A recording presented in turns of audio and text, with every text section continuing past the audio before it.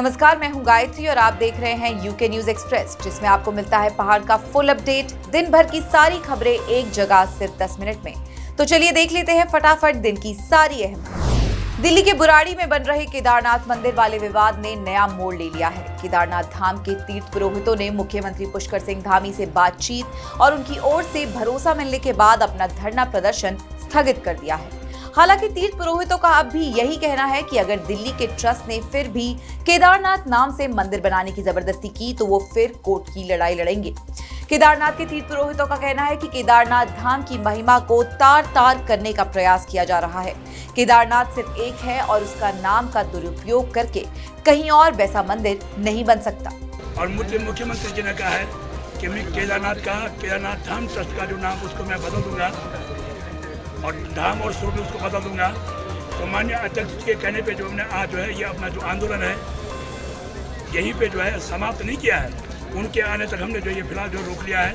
और मुख्यमंत्री जी ने हमें पूरा आश्वासन दिया है श्री केदारनाथ धाम जो बुराड़ी में बनने जा रहा है, ये नाम उन्होंने तत्काल हटा दिया है। आंदोलन में जो बुराड़ी में केदारनाथ धाम बनने वाला था उसके संदर्भ में कल हमारे केदार सभा अध्यक्ष पंडित राजकुमार तिवारी जी की माननीय मुख्यमंत्री जी से वार्ता हुई और उस वार्ता में हमें आश्वासन दिया गया है कि ये जो मंदिर है इसका स्वरूप और इसके नाम पर पुनर्विचार होगा और इसका नाम बदला जाएगा। दिल्ली में केदारनाथ धाम ट्रस्ट द्वारा केदारनाथ मंदिर का निर्माण कराया जा रहा है, जिसको लेकर चौतरफा विरोध हो रहा है। विरोध की आवाज केदारनाथ समेत चारों धाम से उठ रही है। मंगलवार को गंगोत्री और यमुनोत्री धाम के तीर्थ पुरोहितों ने भी धामी सरकार के खिलाफ अपना गुस्सा जताया। गंगोत्री और यमुनोत्री के तीर्थ पुरोहितों का कहना है कि सरकार उत्तराखंड के धामों से यात्रियों को भटकाने के लिए अनाप शनाप फैसले ले रही है। प्रदेश की सारी अर्थव्यवस्था पर 4 धाम पर टिकी है। धामी सरकार उसको भी खत्म करना चाहती है। हालांकि सीएम धामी साफ कर चुके हैं कि दिल्ली में बन रहे मंदिर का उनकी सरकार से कोई लेना देना नहीं है। धामी का कहना है कि कुछ लोग धार्मिक, क्षेत्रीय और जातीय भावनाएं भड़काने की कोशिश कर रहे हैं, जिसे कामयाब नहीं होने दिया जाएगा। दिल्ली के बुराड़ी में केदारनाथ मंदिर का निर्माण करवाने वाले श्री केदारनाथ धाम ट्रस्ट के अध्यक्ष का भी बड़ा बयान सामने आया है। ट्रस्ट के अध्यक्ष सुरेंद्र रौतेला का कहना है कि दिल्ली में बन रहे केदारनाथ मंदिर का नाम बदलने का फैसला कर लिया गया है। इसकी प्रक्रिया भी शुरू कर दी गई है। सुरेंद्र रौतेला ने कहा कि ये फैसला श्रद्धालुओं और आम जन की भावनाओं का सम्मान करते हुए लिया गया है। हमें जब से पता चला है मीडिया के थ्रू या अखबारों के थ्रू कि कुछ लोगों को आपत्ति है कि ये केदारनाथ धाम नहीं होना चाहिए, केदारनाथ मंदिर नहीं होना चाहिए, यदि कि जिन श्रद्धालुओं को या पुरोहितों को या किसी समाज को हमारी इस नाम से आपत्ति है, ये वो आहत हुए हैं, तो हम जरूर इसके लिए नाम के लिए हमने अपनी कमेटी में बात कर ली है। हम नाम चेंज करने की प्रक्रिया शुरू कर दें। दिल्ली के केदारनाथ मंदिर निर्माण विवाद में मूल निवास और भू कानून समन्वय संघर्ष समिति भी कूद पड़ी है। समिति के संयोजक मोहित डिमरी ने दिल्ली के केदारनाथ धाम मंदिर के नाम से बैंक अकाउंट खोलने पर कड़ा ऐतराज जताया है। समिति ने इस सिलसिले में डीजीपी को चिट्ठी भी लिखी है और फौरन बैंक अकाउंट को सीज करने की मांग की है। समिति ने आरोप लगाया है कि उत्तराखंड के मूल निवासियों की धार्मिक और सांस्कृतिक पहचान खत्म करने के लिए दिल्ली में केदारनाथ मंदिर का निर्माण किया जा रहा है। मोहित डिमरी ने इसे बाबा केदार के नाम पर खुली लूट बताया है। दिल्ली में बन रहे केदारनाथ मंदिर विवाद को लेकर कांग्रेस लगातार धामी सरकार को अपने निशाने पर लिए हुए है। कांग्रेस कह रही है कि धामी सरकार प्रदेश की धार्मिक मान्यताओं के साथ खिलवाड़ कर रही है। कांग्रेस नेता गणेश गोदियाल ने देहरादून में प्रेस कॉन्फ्रेंस कर धामी सरकार की नीतियों और फैसलों पर सवाल खड़े किए। गोदियाल ने कहा कि सीएम धामी का दिल्ली के शिलान्यास कार्यक्रम में शामिल होना उचित नहीं था। उन्होंने कार्यक्रम में केदारनाथ वाली आकृति भेंट करने पर भी आपत्ति जताई। माननीय मुख्यमंत्री जी का केदार शिला के साथ वहां पहुंचकर उस मंदिर का शिलान्यास किया जाना और उसकी प्रतिकृति, उसकी आकृति हूबहू केदारनाथ वाली आकृति प्रदान करना और उसको इस रूप में प्रचारित करना कि जो लोग किसी कारण केदारनाथ धाम की यात्रा नहीं कर सकते वो दिल्ली में केदारनाथ मंदिर आकर अपनी यात्रा कर सकते हैं। मैं समझता हूं कि ये हमारी धार्मिक मान्यताओं के और उत्तराखंड के वर्तमान से लेकर भविष्य के हितों के साथ खिलवाड़ है। प्रदेश अध्यक्ष करण माहरा ने भी पूछा कि किस अधिकार से सीएम धामी केदारनाथ धाम की शिला दिल्ली लेकर गए। क्या मुख्यमंत्री को अधिकार है कि हमारे शिला को यहाँ से ले जा सके? क्या मुख्यमंत्री को अधिकार है पुरातत्व विभाग के नियम कानूनों को तोड़े? ये मेरा उनसे प्रश्न है। हरिद्वार से शांभवी पीठाधीश्वर स्वामी आनंद स्वरूप ने इत्तेहादे मिल्लत काउंसिलिंग के अध्यक्ष मौलाना तौकीर रजा खान के उस बयान का जवाब दिया है जिसमें तौकीर रजा ने कहा है कि वो 23 हिंदू युवाओं का निकाह कराएंगे। स्वामी आनंद स्वरूप ने तौकीर रजा के ऐलान का कड़ा विरोध करते हुए चुनौती दी है।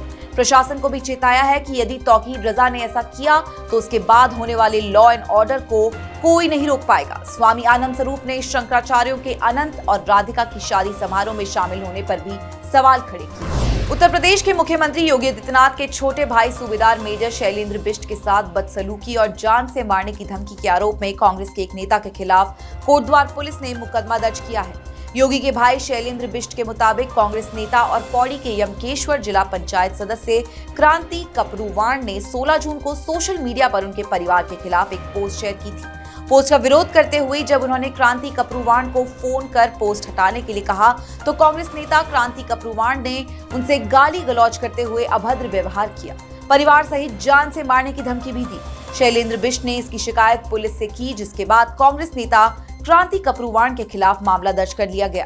योगी के भाई सूबेदार मेजर शैलेंद्र बिष्ट आर्मी में हैं और वो कोटद्वार में पोस्टेड हैं, जबकि उनका परिवार पौड़ी में यमकेश्वर ब्लॉक के पंचूर गांव में रहता है। मंगलौर विधानसभा उपचुनाव के नतीजों के बाद कांग्रेस समर्थकों के जुलूस के दौरान हुड़दंग के मामले में पुलिस ने सख्त एक्शन लिया है।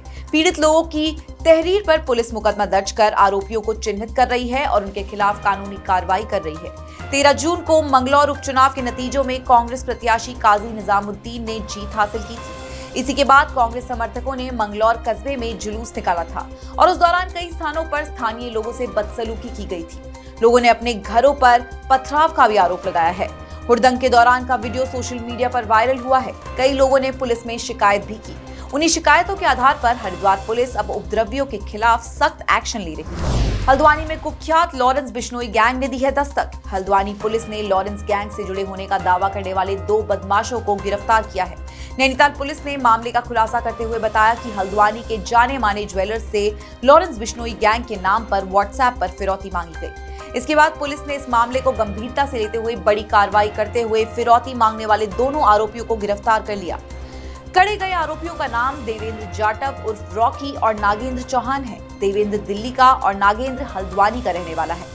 पुलिस का कहना है कि इसी मामले में सोनू तिवारी नाम के एक बदमाश को पंजाब पुलिस पहले ही गिरफ्तार कर चुकी है। पुलिस अब गिरफ्तार हुए तीनों बदमाशों का लॉरेंस बिश्नोई गैंग के साथ कनेक्शन तलाशने में जुटी है। चमोली के जोशीमठ में बद्रीनाथ हाईवे पर पहाड़ से गिरे बोल्डर और मलबे में दब गए 4 नेपाली मजदूर। हादसे में एक मजदूर की मौत हो गई जबकि 3 बुरी तरह से घायल हैं। नेपाल के रहने वाले चारों मजदूर बद्रीनाथ हाईवे के किनारे मारवाड़ी पुलिस चौकी के पास कच्ची झोपड़ी बनाकर रहते थे और मजदूरी कर गुजारा करते थे। हादसे की सूचना मिलते ही पुलिस और एसडीआरएफ की टीम मौके पर पहुंची और जेसीबी से मलबा हटाकर दबे मजदूरों को रेस्क्यू किया गया।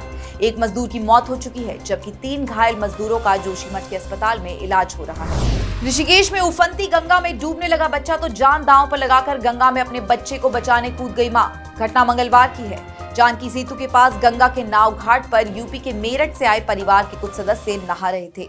तभी परिवार का 5 साल का बच्चा गंगा की तेज धार में बहने लगा। बेटे की जान खतरे में देख मां गुड्डी देवी ने गंगा में छलांग लगा दी, लेकिन तेज बहाव के कारण खुद भी बहने लगी। मां बेटे की जान संकट में देख ड्यूटी पर तैनात जल पुलिस के जवान उफनती गंगा में उतर पड़े और मां और बेटे को सुरक्षित बाहर निकाल लिया गया। उत्तराखंड के कोने कोने में दिखी हरेला पर्व की रौनक। लोगों ने धूमधाम से लोक संस्कृति, प्रकृति और पर्यावरण के साथ जुड़ाव के प्रतीक हरेला पर्व को मनाया और वृक्षारोपण की मुहिम चलाई। देहरादून में सीएम धामी ने हरेला पर्व पर हाल ही में जम्मू कश्मीर के कठुआ में शहीद हुए प्रदेश के 5 सपूतों के नाम पर वृक्षारोपण किया। धामी ने प्रदेश की जनता से अपील की कि वो भी अपने घर या खाली पड़े भूमि पर पौधारोपण कर प्रदेश में हरियाली लाने का काम करें, जिससे न सिर्फ पर्यावरण का संरक्षण होगा बल्कि समृद्धि और खुशहाली भी होगी। उत्तराखंड सरकार ने हरेला पर्व को मनाने की थीम इस बार पर्यावरण की रखवाली, घर घर हरियाली, लाई समृद्धि और खुशहाली रखी। इस मुहिम के तहत प्रदेश भर में 50 लाख पौधों का रोपण का लक्ष्य रखा गया। बीजेपी हरेला पर्व पर एक पेड़ मां के नाम से भी मुहिम चला रही है जो 15 अगस्त तक चलेगी। मुहिम के तहत हर बूथ पर 10 पेड़ लगाने का लक्ष्य रखा गया है। हरेला पर्व की रौनक राजधानी देहरादून से लेकर प्रदेश के हर हिस्से में दिखी। पौड़ी में वन विभाग की ओर से कंडोलिया पार्क में हरेला पर्व मनाया गया। इस मौके पर पर्यावरण संरक्षण को लेकर गोष्ठी का आयोजन भी किया गया। मसूरी के RN भार्गव इंटर कॉलेज में छात्रों, शिक्षकों और समाज सेवियों ने मिलकर हरेला पर्व मनाया। इस दौरान लोक पर्व हरेला के तहत एक पेड़ मां के नाम मुहिम के तहत पौधे लगाए गए। हरेला पर्व पर हरिद्वार में भी स्कूल कॉलेजों में वृक्षारोपण कार्यक्रम का आयोजन किया गया। चमोली में भी हरेला पर्व धूमधाम से मनाया गया। चमोली में हरेला पर्व पर 1,30,000 पेड़ लगाने का लक्ष्य रखा गया। हरेला लोक पर्व सावन के आने का संदेश होता है। इस पर्व के जरिए फसल लहलहाने की कामना की जाती है। उत्तराखंड के गांवों से देश विदेश में बसे लोग चिट्ठियों के जरिए हरेला के तिनकों को आशीष के तौर पर भेजते हैं। गाजे बाजे के साथ इस दिन को पूरे पहाड़ में पौधे लगाने के कार्यक्रम भी किए जाते हैं। तो इस बुलेटिन में हमने आपको दी उत्तराखंड की कई अहम और जरूरी खबरें। फिलहाल के लिए इतना ही। उत्तराखंड की ऐसी ही अहम खबरों से हम आपको रोज रूबरू करवाते रहेंगे। आप जुड़े रहिएगा श्रेष्ठ उत्तराखंड के साथ।